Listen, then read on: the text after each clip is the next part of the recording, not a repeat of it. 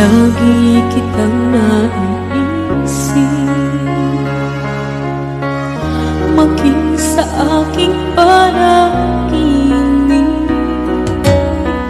Ninanais na makita at makausap kahit saglit. Umaasa na palagi yakap at kapiling kita.